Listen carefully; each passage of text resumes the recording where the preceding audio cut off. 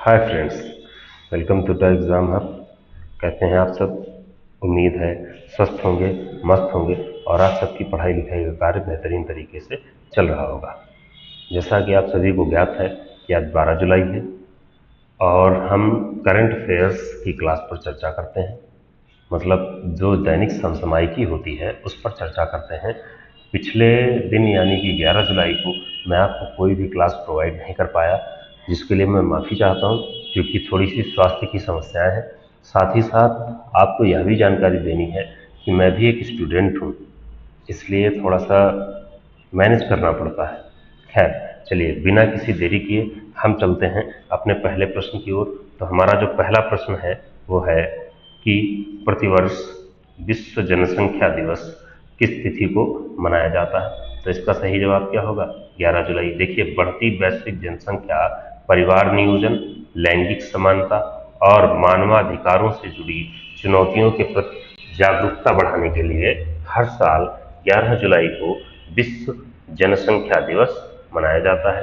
अब एक बात और याद रखिएगा कि 10 जुलाई को वैश्विक ऊर्जा स्वतंत्रता दिवस, राष्ट्रीय मत्स्य किसान दिवस भी मनाया जाता है। अगले प्रश्न की बात करें तो अगला प्रश्न है हमारा कि हाल ही में भारतीय प्रतिनिधिमंडल ने किस देश की राजधानी में मानस महाभारत अंतर्राष्ट्रीय सभ्यता अध्ययन केंद्र, मानस और महाभारत अंतर्राष्ट्रीय सभ्यता अध्ययन केंद्र का उद्घाटन किया है। तो इसका जो सही जवाब है वो ऑप्शन नंबर सी है, किर्गिस्तान। देखिए, किर्गिस्तान की राजधानी बिश्केक या बिश्केक में मानस और महाभारत अंतर्राष्ट्रीय सभ्यता अध्ययन केंद्र का उद्घाटन किया गया है। महाभारत भारत का महाकाव्य है और मानस किर्गिस्तान का प्रसिद्ध महाकाव्य है। मतलब क्या है, इसमें जो मानस है वो किर्गिस्तान का प्रसिद्ध महाकाव्य है और महाभारत तो आप जैसा आप सब जानते ही हैं कि भारत का एक विशिष्ट महाकाव्य है। अगले प्रश्न की बात करें अगर, तो अगला प्रश्न है कि उस्ताद बिस्मिल्लाह खान युवा पुरस्कार 2025, क्या उस्ताद बिस्मिल्लाह खान युवा पुरस्कार 2025 से किसे सम्मानित किया गया है? तो इसका जो सही जवाब होगा वो होंगे रणछोड़ लाल गोस्वामी। कौन? रणछोड़ लाल गोस्वामी। देखिए, कला और संस्कृति के क्षेत्र में उत्कृष्ट योगदान के लिए रणछोड़ लाल गोस्वामी को उस्ताद बिस्मिल्लाह खान युवा पुरस्कार 2025 से सम्मानित किया गया है। अगले प्रश्न की बात करें हम तो आगामी 8वें खेलो इंडिया यूथ गेम्स, मतलब 8वें नंबर का जो खेलो इंडिया यूथ गेम्स है की मेजबानी कौन सा राज्य करेगा? देखिए, एक बात याद रखिए कि खेलो इंडिया गेम्स से हर साल और हर परीक्षा में कोई ना कोई प्रश्न पूछा जाता है। तो इसका जो सही जवाब है वो है तेलंगाना। मतलब इस बार जो खेलो इंडिया यूथ गेम्स होंगे उनकी मेजबानी तेलंगाना राज्य करेगा। ठीक, और तेलंगाना के मुख्यमंत्री कौन है? तो रेवंत रेड्डी हैं और राजधानी क्या है? हैदराबाद है। अगला प्रश्न है कि भूमि अभिलेखों, मतलब जो लैंड रिकॉर्ड्स होते हैं, को सुव्यवस्थित करने के लिए किस राज्य में मी भूमि मी हुक कार्यक्रम का शुभारंभ किया गया है? तो इसका सही जवाब है आंध्र प्रदेश। क्या? आंध्र प्रदेश। देखिए, आंध्र प्रदेश के मुख्यमंत्री एन चंद्रबाबू नायडू ने राज्य के भूमि अभिलेखों को व्यवस्थित और पारदर्शी बनाने के उद्देश्य से मी भूमि मी हुक कार्यक्रम की शुरुआत की है। अगला प्रश्न देख लेते हैं। अगला प्रश्न है कि किस राज्य सरकार ने अपने सरकारी संस्थानों और कार्यक्रमों में वंदे मातरम और जनगण मन को अनिवार्य घोषित किया है? तो इसका सही जवाब है ऑप्शन नंबर डी, त्रिपुरा। मतलब त्रिपुरा सरकार ने देशभक्ति की भावना को बढ़ाने के लिए राज्य में वंदे मातरम और राष्ट्रगान यानी कि जनगण मन के गायन को अनिवार्य करने की घोषणा की है। त्रिपुरा की राजधानी अगरतला और मुख्यमंत्री मानिक साहा है। यहाँ पर मैं आपसे एक सवाल पूछूंगा कि जो वंदे मातरम है वो कहाँ से लिया गया है और इसके रचनाकार कौन है? ठीक है, इसका जवाब आप हमें कमेंट में दीजिए। अगला प्रश्न देख लीजिए। अगला प्रश्न है कि हाल ही में कौन सा देश भारत को 11वीं 12वीं शताब्दी की ग्रेनाइट पत्थर से निर्मित नंदी की प्रतिमा सहित 3 ऐतिहासिक प्राचीन वस्तुएं लौटाएगा? तो इसका सही जवाब है ऑस्ट्रेलिया। कौन सा? ऑस्ट्रेलिया। देखिए, ऑस्ट्रेलिया भारत को तीन बहुमूल्य प्राचीन धरोहरें लौटाने जा रहा है, जिसमें 11वीं और 12वीं शताब्दी की ग्रेनाइट की नंदी प्रतिमा, मां भद्रकाली का त्रिशूल और भगवान कार्तिकेय की 6 मुखों वाली प्रतिमा शामिल है। बात क्लियर? बात क्लियर है ना? देखिए, एक बात और फिर से मैं आपसे कहना चाहूंगा कि सजावट के पीछे मत मत भागिए, तैयारी के पीछे भागिए, और जितना ज़्यादा हो सके वो आप रिवाइज करते रहें हर चीज़ को। और एक खास बात आपके लिए, एक खास इंफॉर्मेशन ये है कि आपको बहुत जल्द पिछले 6 महीनों की जो मोस्ट इम्पॉर्टेंट समसामयिक घटनाएं हैं, या ये कहें कि पिछले जनवरी से लेकर जून तक की जितने भी महत्वपूर्ण घटनाएं देश में, मतलब राष्ट्रीय तौर पर या अंतर्राष्ट्रीय तौर पर हुई हैं, उनकी एक वीडियो आपको बहुत ही जल्द मिलने वाली है, जिसमें आपको सिर्फ और सिर्फ वही प्रश्न दिए जाएंगे जो परीक्षा की दृष्टि से अत्यंत महत्वपूर्ण है। अगले प्रश्न की चर्चा करें तो अगला प्रश्न है कि भारत का पहला इंडोर बॉटेनिकल गार्डन, क्या भारत का पहला इंडोर बॉटेनिकल गार्डन किस राज्य में स्थापित किया जाएगा? तो इसका जो सही जवाब है वो है बिहार। क्या है? तो इसका जो सही जवाब है दोस्त वो है बिहार। मतलब बिहार में भारत का पहला इंडोर बॉटेनिकल गार्डन स्थापित किया जाएगा। बिहार मखाना, लीची और मशरूम के उत्पादन में देश में शीर्ष स्थान पर है। बात क्लियर है? मतलब अगर आपसे कोई पूछे कि मखाना, लीची और मशरूम का उत्पादन पूरे भारत में सबसे अधिक कहाँ होता है, तो सही जवाब क्या होगा? बिहार होगा। अगले प्रश्न की बात करें तो भारतीय हाल ही में अंतर्राष्ट्रीय क्रिकेट परिषद यानी कि आईसीसी के हॉल ऑफ फेम में शामिल होने वाले 10वें भारतीय क्रिकेटर कौन बने? तो इसका जो सही जवाब है वो हमारे दादा साहब। कौन? दादा साहब यानी कि सौरभ गांगुली। देखिए, भारतीय क्रिकेट टीम के पूर्व कप्तान और पूर्व बीसीसीआई अध्यक्ष सौरभ गांगुली को आईसीसी ने प्रतिष्ठित हॉल ऑफ फेम सूची में शामिल किया है। वह यह गौरव हासिल करने वाले 10वें भारतीय खिलाड़ी बने हैं। और इसके पहले जो 9वें भारतीय खिलाड़ी थे वो कौन थे? अपने महेंद्र सिंह धोनी यानी कि कैप्टन कूल साहब। इसके बाद अगले प्रश्न की बात करें तो प्रश्न नंबर 10 जो है कि हाल ही में सुरहाताल भारत की 100वीं रामसर साइट बनी है, यह किस राज्य में स्थित है? तो यह अपने उत्तर प्रदेश राज्य में स्थित है। और उत्तर प्रदेश में भी कहाँ? बलिया जिले में स्थित है। देखिए, भारत में कुल रामसर साइट्स की संख्या अब 100 हो गई है। 100वीं रामसर साइट के रूप में उत्तर प्रदेश के सुरहाताल, जिसे जयप्रकाश नारायण पक्षी अभ्यारण्य भी कहा जाता है, को शामिल किया गया है। यह उत्तर प्रदेश की 13वीं रामसर साइट है। मतलब भारत की 100वीं रामसर साइट है, लेकिन उत्तर प्रदेश की 13वीं रामसर साइट है। अगला प्रश्न, ये था हमारा 11 जुलाई का कंटेंट। अब 12 जुलाई के कंटेंट पे बात करते हैं कि प्रतिवर्ष विश्व पेपर बैग दिवस किस तिथि को मनाया जाता है? तो यह मनाया जाता है 12 जुलाई को। कब मनाया जाता है? 12 जुलाई को। देखिए, प्लास्टिक बैग के हानिकारक प्रभावों के प्रति लोगों को जागरूक करने और पर्यावरण के अनुकूल पेपर बैग को बढ़ावा देने के लिए हर साल 12 जुलाई को विश्व पेपर बैग दिवस मनाया जाता है। अब यहाँ पर आपको एक चीज ये भी याद रखनी है कि 3 जुलाई को अंतर्राष्ट्रीय प्लास्टिक बैग मुक्त दिवस और 11 जुलाई को विश्व जनसंख्या दिवस मनाया जाता है। बात क्लियर? अगर आपको सेशन पसंद आ रहा है तो वीडियो को लाइक करें और अपने दोस्तों के साथ में इसको शेयर अवश्य करें। अगला प्रश्न देख लेते हैं। अगला प्रश्न है कि हाल ही में बागवानी क्षेत्र में, क्या हाल ही में बागवानी क्षेत्र में बेहतर प्रदर्शन के लिए किस राज्य को एग्रीकल्चर लीडरशिप अवार्ड से सम्मानित किया गया है? तो यह राज्य जो है वो है गुजरात। कौन सा राज्य? गुजरात। मतलब गुजरात राज्य को हाल ही में बागवानी क्षेत्र में बेहतर प्रदर्शन करने के लिए एग्रीकल्चर लीडरशिप अवार्ड दिया गया है। देखिए, बागवानी के क्षेत्र में उत्कृष्ट कार्य और बेहतर प्रदर्शन के लिए गुजरात राज्य को एग्रीकल्चरल लीडरशिप अवार्ड मिला है। गुजरात मूंगफली, तंबाकू और जीरे के सबसे बड़े उत्पादकों में से एक है। मतलब गुजरात राज्य में क्या मूंगफली, तंबाकू और जीरे का उत्पादन सर्वाधिक मात्रा में होता है।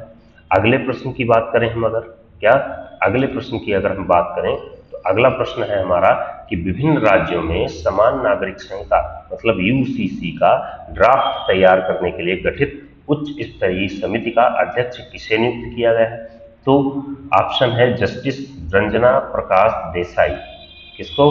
जस्टिस रंजना प्रकाश देसाई को यूसीसी यानी कि समान नागरिक संहिता यूनिवर्सल सिविल कोड का ड्राफ्ट तैयार करने के लिए गठित उच्च स्तरीय समिति का अध्यक्ष नियुक्त किया गया है। अब देखिए, समान नागरिक संहिता जो है कि देशव्यापी और विभिन्न राज्यों के संदर्भ में ड्राफ्ट को तैयार करने के लिए जस्टिस रंजना प्रकाश देसाई को इस उच्च स्तरीय समिति की कमान सौंपी गई है। बात क्लियर? बात क्लियर? अगला प्रश्न देख लेते हैं। तो अगला प्रश्न हमारा जो है वो है कि हाल ही में किस राज्य ने अपनी पहली डाटा सेंटर नीति 2026-29 लॉन्च की? पिछली क्लास में आपको बताया था कि किस राज्य ने की? किस राज्य ने की? तो गुजरात राज्य ने। किस राज्य ने की? गुजरात ने। देखिए, डिजिटल इंफ्रास्ट्रक्चर और निवेश को बढ़ावा देने के लिए गुजरात सरकार ने अपनी नई डाटा सेंटर या नई डेटा सेंटर नीति 2026-29 को मंजूरी दी है। इसके तहत भारत का पहला एआई सक्षम हाइपर स्केल डाटा सेंटर भी गुजरात में स्थापित किया जाएगा। उसके बाद अगले प्रश्न की बात करें तो अगला प्रश्न है कि लगभग 158 वर्षों बाद दुर्लभ बैंगनी फूलों वाला हिमालयी पौधा जिसको साइनेंथस हुकेरी या साइनेंथस हुकेरी भारत में दोबारा कहाँ देखा गया? मतलब 158 वर्षों के बाद यह पौधा देखा गया है, जिस पौधे का नाम है साइनेंथस हुकेरी। तो यह देखा गया है भैया अरुणाचल प्रदेश में। कहाँ देखा गया? अरुणाचल प्रदेश में। देखिए, एक बेहद दुर्लभ और विलुप्त माने जाने वाले हिमालयी पौधे जिसका नाम क्या है? साइनेंथस हुकेरी को 158 साल बाद अरुणाचल प्रदेश की चुना घाटी में दोबारा खोजा गया है। यह वनस्पति विज्ञान और जैव विविधता के लिए एक अत्यंत बड़ी खोज है। बात क्लियर? अगला प्रश्न देख लीजिए कि अगला प्रश्न है कि हाल ही में जारी ग्लोबल लिवेबिलिटी इंडेक्स 2026 मतलब रहने योग्य शहरों की सूची में दुनिया का कौन सा शहर शीर्ष स्थान पर रहा? तो यह जो शहर है भैया वो डेनमार्क का कोपेनहेगन। कौन सा? Copenhagen, Denmark. मतलब रहने के लिहाज से दुनिया में सबसे बेहतरीन शहरों की सूची ग्लोबल लाइवेबिलिटी इंडेक्स 2026 में डेनमार्क की राजधानी कोपेनहेगन पहले स्थान पर रही। इस सूची में ऑस्ट्रिया की राजधानी वियना दूसरे स्थान पर। कहाँ? दूसरे स्थान पर। जबकि भारत की राजधानी नई दिल्ली 120वें स्थान पर और मुंबई 121वें स्थान पर है। बात क्लियर? उसके बाद अगला प्रश्न है कि एशियाई विकास बैंक मतलब एडीबी, क्या एशियाई विकास बैंक मतलब एशियन डेवलपमेंट बैंक ने वर्ष 2026 के लिए भारत की जीडीपी वृद्धि दर का अनुमान 6.9% से घटाकर कितने प्रतिशत कर दिया है? तो इसका सही जवाब होगा 6.6%। देखिए, एडीबी ने भारत की आर्थिक वृद्धि दर मतलब जीडीपी ग्रोथ रेट के अपने पुराने अनुमान 6.9% को संशोधित कर 6.6% कर दिया है। एशियाई विकास बैंक का मुख्यालय मनीला, फिलीपींस में है। एडीबी जो है उसका मुख्यालय कहाँ है? तो फिलीपींस के मनीला में है। उसके बाद अगला प्रश्न है कि अत्याधुनिक मानव वन्यजीव संघर्ष उत्कृष्टता केंद्र मतलब centre of excellence for human wild life conflict का उद्घाटन कहाँ किया गया है? तो यह इसका सही जवाब होगा कोयम्बटूर। कहाँ? कोयम्बटूर में। देखिए, मानव और वन्य जीवों के बीच बढ़ते टकराव को रोकने और तकनीकी समाधान खोजने के लिए तमिलनाडु के कोयम्बटूर में इस अत्याधुनिक उत्कृष्टता केंद्र का उद्घाटन किया गया है। बात क्लियर? अगला प्रश्न है कि रक्षा मंत्री हमारे जो रक्षा मंत्री हैं राजनाथ सिंह ने स्वदेशी रूप से निर्मित स्टील फ्रिगेट मतलब आईएनएस महेंद्रगिरी का शुभारंभ कहां से किया? तो इसका शुभारंभ जो हुआ है वो भैया विशाखापट्टनम से हुआ है। और कब हुआ है? तो 11 जुलाई को हुआ है।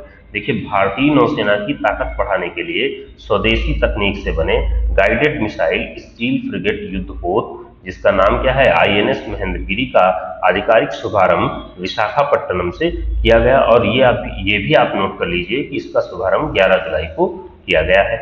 कब किया गया? 11 जुलाई को। अगला प्रश्न हमारा जो है वो है हाल ही में सुर सम्राज्ञी एस जानकी का निधन हो गया।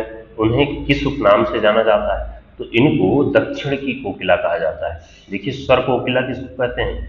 तो स्वर कोकिला थी हमारी लता मंगेशकर जी, ठीक। लेकिन दक्षिण की कोकिला अगर आपसे कोनो पूछे कि भैया दक्षिण की कोकिला किसको कहते हैं, तो एस जानकी जी को दक्षिण की कोकिला कहा जाता है। देखिए, दक्षिण भारतीय फिल्मों की मशहूर पार्श्व गायिका एस जानकी का 88 वर्ष की आयु में मैसूर में निधन हो गया। संगीत क्षेत्र में उनके अतुलनीय योगदान के लिए उन्हें दक्षिण की कोकिला कहा जाता है। तो देखिए, यहाँ तक था हमारा 11 जुलाई और 12 जुलाई का करंट अफेयर्स का पोर्शन। अब हम लोग अपने राज्य दर्शन की ओर चलते हैं, और आज राज्य दर्शन में हम राजस्थान राज्य की बात करेंगे। किसकी बात करेंगे? राजस्थान राज्य की।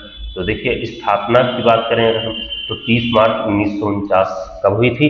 30 मार्च 1949। इसीलिए 30 मार्च को प्रतिवर्ष राजस्थान दिवस के रूप में मनाया जाता है। राजधानी की बात करें तो जयपुर, जिसको गुलाबी नगरी, क्या जिसको गुलाबी नगरी या पूर्व का पेरिस भी कहते हैं। क्षेत्रफल की अगर हम बात करें तो राजस्थान का क्षेत्रफल 3,42,239 वर्ग किलोमीटर है, और यह भारत में प्रथम स्थान है। मतलब देश के कुल क्षेत्रफल का 10.41% कौन?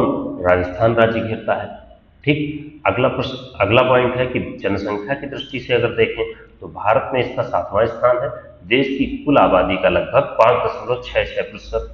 भौगोलिक विभाजन की अगर बात करें तो मुख्य रूप से 4 भागों में विभाजित है। पहला पश्चिमी मरुस्थलीय प्रदेश, फिर अरावली पर्वतीय प्रदेश, और यही जो है विश्व की सबसे प्राचीन वलित पर्वतमाला है। जो अरावली पर्वतीय प्रदेश है वह विश्व की सबसे प्राचीन पर्वतमाला है।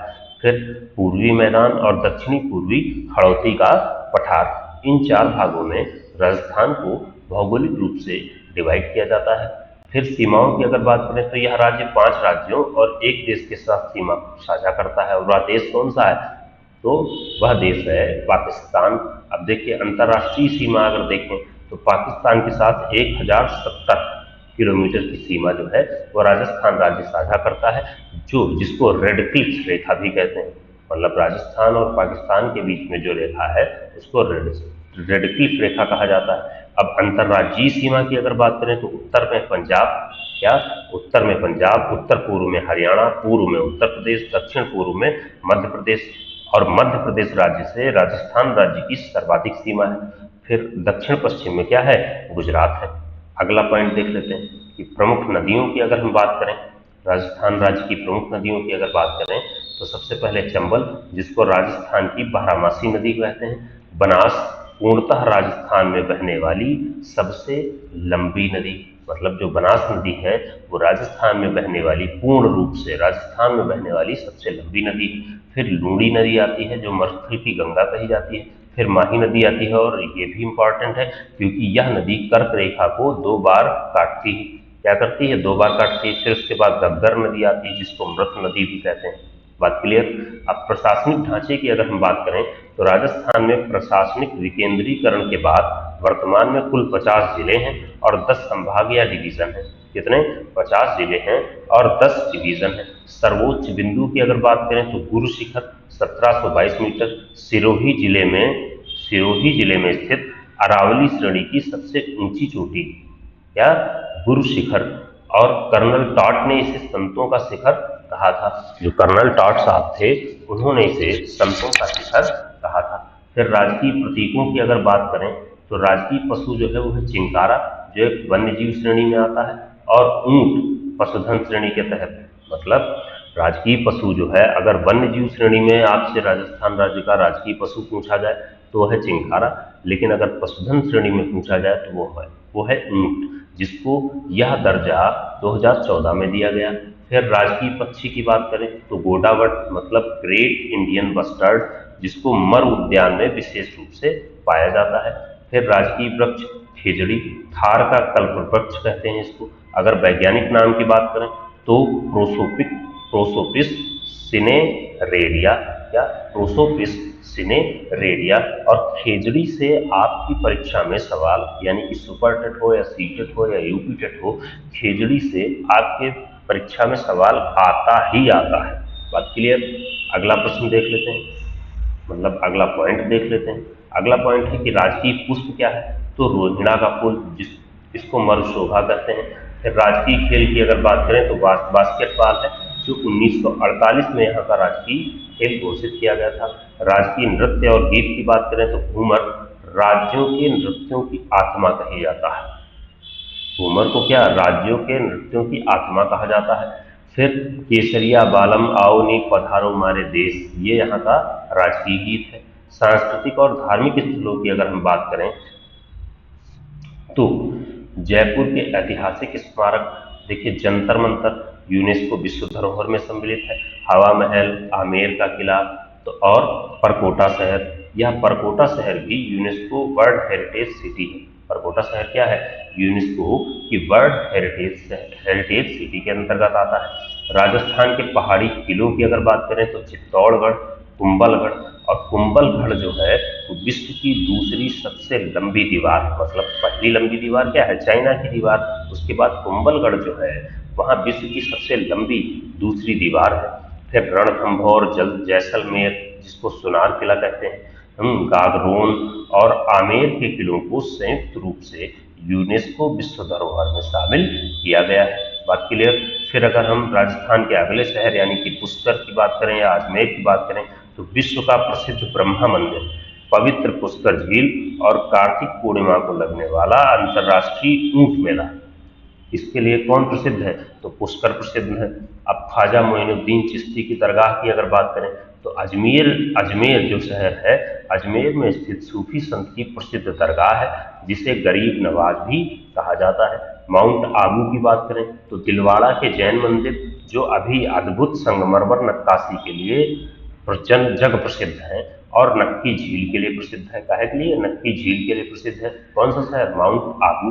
रामदेवरा की अगर हम बात करें या जैसलमेर की बात करें तो लोक देवता बाबा रामदेव का समाधि स्थल है, जो सांप्रदायिक सद्भाव का भारत में सबसे बड़ा केंद्र है। फिर नाथ द्वार या राजसमंद देखें तो पुष्ट मार्गीय वैष्णव संप्रदाय का प्रमुख केंद्र श्री नाथ जी मंदिर यानी कि पिछवाई पेंटिंग्स के लिए प्रसिद्ध है। काहे के लिए प्रसिद्ध है? पिछवाई पेंटिंग्स के लिए। अब हम अर्थव्यवस्था की दृष्टि से अगर राजस्थान राज्य को देखें तो कृषि में अगर देखें तो राजस्थान बाजरा, सरसों, ग्वार, तिलहन और पोषक अनाजों के उत्पादन में देश में प्रथम स्थान पर है। देश की कुल ऊन का सर्वाधिक हिस्सा यहीं से उत्पादित होता है। खनिज संपदा की अगर हम बात करें तो इसे खनिजों का अजायब घर कहा जाता है। सीसा, जस्ता, बोलस्टोनाइट, जास्पर और जिप्सम के उत्पादन में राजस्थान का एकाधिकार है। संगमरमर जिसको मकराना भी कहते हैं और सैंडस्टोन के लिए यह विश्व प्रसिद्ध है। क्या विश्व प्रसिद्ध है? सेंचुरी और नेशनल पार्क की अगर बात करें तो रणथंभौर और सरिस्का ये बाघ परियोजनाओं के अंतर्गत आते हैं। केवलादेव राष्ट्रीय उद्यान भरतपुर साइबेरियन क्रेन के लिए प्रसिद्ध है, जो यूनेस्को प्राकृतिक धरोहर है। उसके बाद हम जीआई टैग की अगर बात करें तो प्रमुख उत्पाद जो हैं जिनको जीआई टैग मिला हुआ है, तो जयपुर से ब्लू पॉटरी और कसीदाकारी सिल्क को जीआई टैग मिला है। जोधपुर में जोधपुरी बंधेज और मोजरी मतलब चमड़े की जूतियों को जीआई टैग मिला है। फिर बीकानेर की अगर बात करें तो बीकानेरी गुजिया और उस्ता कला मतलब ऊंट की खाल पर सोने की नक्काशी, इसको जीआई टैग दिया गया है। प्रतापगढ़ की अगर बात करें तो थेवा कला मतलब कांच पर सोने का बारीक काम, इसको भी जीआई टैग मिला हुआ है। कोटा की बात करें तो कोटा डोरिया साड़ियाँ जो हैं उनको जीआई टैग मिला हुआ है। सोजत या पाली की बात करें तो सोजत की मेहंदी वैश्विक स्तर पर प्रसिद्ध जीआई टैग है। ठीक, उसके बाद राज्य व्यवस्था की अगर हम बात करें तो राजस्थान राज्य जो है वो एक सदनात्मक मतलब यहाँ केवल विधानसभा है, विधान परिषद नहीं है। लोकसभा की सीटें हैं 25, राज्यसभा की 10 सीटें हैं और विधानसभा की कुल सीटें 200 हैं। अब अन्य महत्वपूर्ण बिंदुओं पर अगर हम चर्चा करें तो 1857 की क्रांति की अगर हम बात करें तो राजस्थान में क्रांति की शुरुआत 28 मई 1857 को नसीराबाद छावनी से हुई थी। आवा के ठाकुर कुशाल सिंह चंपावत, तात्या टोपे और कोटा के मेहराब खान व जय दयाल ने अंग्रेजों के छक्के छुड़ा दिए थे। ठीक, उसके बाद अमरचंद बाठिया को राजस्थान का मंगल पांडे कहा जाता है।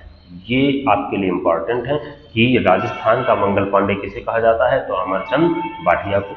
महान विभूतियों की जन्मस्थली देख लें तो वीर शिरोमणि महाराणा प्रताप की जन्मस्थली भी कहाँ है? राजस्थान राज्य में, कुंभलगढ़ या कटारगढ़। बात समझ में आ रही है? फिर भक्ति शिरोमणि मीराबाई की जन्मस्थली भी कहाँ है? राजस्थान राज्य में, जो कुड़की है। क्या है? कुड़की। पृथ्वीराज चौहान और महान स्वतंत्रता सेनानी अर्जुन लाल सेठी केसरी सिंह बारहट का संबंध भी कहाँ? राजस्थान राज्य से है। परमाणु परीक्षण स्थल की अगर बात करें तो पोखरण जो जैसलमेर में है, जहां भारत ने 1974 में स्माइलिंग बुद्धा नाम से और 1998 में ऑपरेशन शक्ति नाम से सफल परमाणु परीक्षण किए थे। अब जनगणना की दृष्टि से अगर हम देखें, जनगणना की दृष्टि से, तो राजस्थान राज्य की कुल जनसंख्या जो है वो 6,85,48,437, मतलब लगभग 6,85,00,000 है। देश में इसका 7वां स्थान है जनसंख्या की दृष्टि से, लेकिन क्षेत्रफल की दृष्टि से प्रथम स्थान है। देश की कुल आबादी में हिस्सा है 5.66%। 10 की जनसंख्या वृद्धि दर अगर देखें तो 21.31%। सर्वाधिक जनसंख्या वाला जिला जयपुर, न्यूनतम जनसंख्या वाला जिला जैसलमेर। ठीक, बातें क्लियर हो रही हैं? अगर आपको बातें क्लियर हो रही हैं तो प्लीज चैनल को सब्सक्राइब करें, और वीडियो अगर आपको पसंद आ रही है तो वीडियो को लाइक करें, अधिक से अधिक लाइक करें, और साथ ही साथ क्या करें कि अपने दोस्तों के साथ शेयर करें ताकि हमारा भी मनोबल बढ़ता रहे। फिर सर्वाधिक 10 की वृद्धि दर वाला जिला अगर बात करें तो बाड़मेर, जहां 32.5% की दर से वृद्धि हुई। फिर न्यूनतम अगर 10 की वृद्धि देखें तो गंगानगर जिले में 10% की दर से वृद्धि हुई। राजस्थान के जनघनत्व की बात करें तो 200 व्यक्ति प्रति वर्ग किलोमीटर में फैले हुए हैं। सर्वाधिक जनघनत्व वाला जिला जयपुर है, जहां 595 व्यक्ति प्रति वर्ग किलोमीटर में। अब न्यूनतम जनघनत्व वाला जिला अगर देखें तो जैसलमेर, जहां मात्र 17 व्यक्ति प्रति वर्ग किलोमीटर में है। फिर कुल लिंगानुपात अगर देखें तो 928 पुरुष, 928 महिलाएं हैं प्रति 1000 पुरुषों पर, जो राष्ट्रीय औसत से कम है। लेकिन अगर बाल लिंगानुपात की बात करें तो यहाँ सिर्फ 888 मेल है, 888 फीमेल हैं 1000 मेल्स पर, जो चिंताजनक है। सर्वाधिक लिंगानुपात वाला जिला डूंगरपुर, जहां 994 महिलाएं हैं 1000 पुरुषों पर। फिर न्यूनतम लिंगानुपात वाला अगर देखें तो धौलपुर, जहां 846 महिलाएं हैं प्रति 1000 पुरुषों पर। अब साक्षरता दर की अगर हम बात करें तो कुल साक्षरता दर है 66.11%, पुरुष साक्षरता दर 79.20%, महिला साक्षरता दर की बात करें तो 52.12%। सर्वाधिक साक्षरता वाला जिला अगर देखें तो कोटा, जहां की साक्षरता कितनी 76.6% है। लेकिन न्यूनतम साक्षरता वाला जिला अगर देखें तो जालौर, जहां 54.9%। अब ग्रामीण आबादी की अगर बात करें तो 75.1% जो जनसंख्या है वो ग्रामीण क्षेत्र में रहती है। लेकिन शहरी आबादी की अगर बात करें तो 24.9% जनसंख्या जो है वो शहर या नगरों में रहती है। अनुसूचित जाति का प्रतिशत अगर देखें तो कुल आबादी का 17.8%, और अनुसूचित जाति की सर्वाधिक जनसंख्या जो है वो जयपुर में है, लेकिन अगर प्रतिशत में देखें तो श्री गंगानगर में है।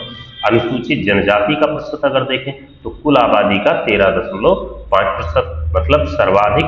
और अगर सर्वाधिक एसटी जनसंख्या की बात करें तो वह उदयपुर में है, लेकिन अगर प्रतिशत में बात करें तो वह बांसवाड़ा में है।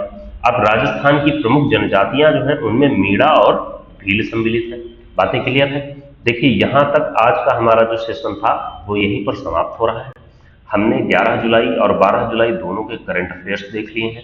हमने राजस्थान राज्य का पूरा पोस्टमार्टम कर लिया है, जो हमारी परीक्षा की दृष्टि से अत्यंत महत्वपूर्ण है। देखिए, एक बात और आपसे कहना चाहूँगा कि फिर से वही बात कि आप सजावट के पीछे मत भागिए, आप पॉइंट्स के पीछे भागिए, और प्रयास ये करिए कि जो मैटर आपको प्रोवाइड कराया जा रहा है उसको एकदम कंठस्थ कर लीजिए, ताकि आने वाली कोई भी परीक्षा में कोई भी सवाल आपसे इन टॉपिक्स से छूट ना सके। बातें क्लियर हैं? फिर मिलते हैं आपको अगली क्लास में। तब तक के लिए जय हिंद, धन्यवाद। उम्मीद करते हैं आप इस क्लास को पूरी तरह से कंठस्थ करके तब अगली क्लास में मिलेंगे।